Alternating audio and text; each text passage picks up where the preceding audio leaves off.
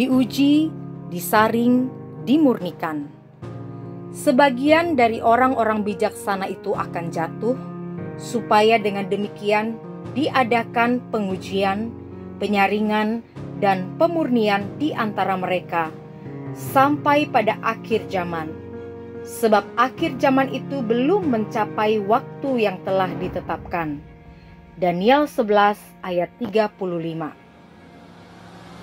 Kitab Daniel merupakan salah satu kitab yang banyak menuliskan mengenai hal-hal yang akan terjadi di masa mendatang, baik pada akhir zaman maupun pada masa Antikris.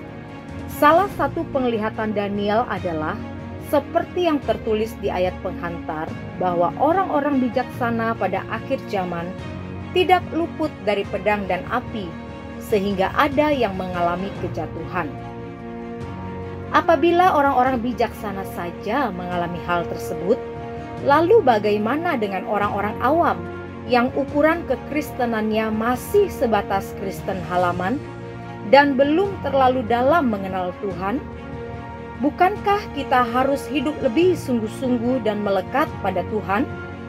Ya, semua orang percaya tanpa terkecuali harus melewati pedang dan api.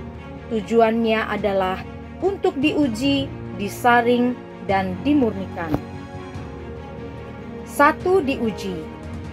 Tujuan diuji adalah apakah kita benar-benar didapati berkenan akan Allah, sekalipun di tengah-tengah kesukaran, ancaman, dan tekanan. Banyak orang tidak tahan ketika ada di dalam tahap ini, tidak bisa hidup susah, tidak kuat menghadapi penganiayaan, tidak kuat waktu ditekan. Akhirnya mereka gugur satu persatu. Hanya orang yang bertahan sampai pada kesudahannya yang akan diselamatkan. 2. Disaring.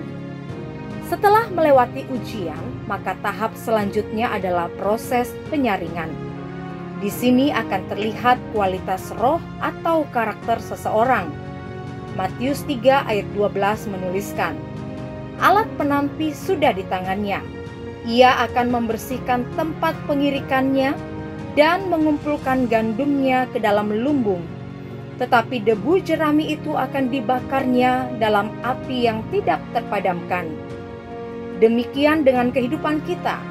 Hal-hal yang tidak benar akan dibersihkan saat proses penyaringan. Karakter-karakter yang lama harus dibuang. Tujuannya supaya kita benar-benar layak dan berkenan di hadapannya. 3. Dimurnikan. Tahap terakhir adalah pemurnian. Alkitab mencatat yang tertinggal adalah ketiga hal: iman, pengharapan, dan kasih.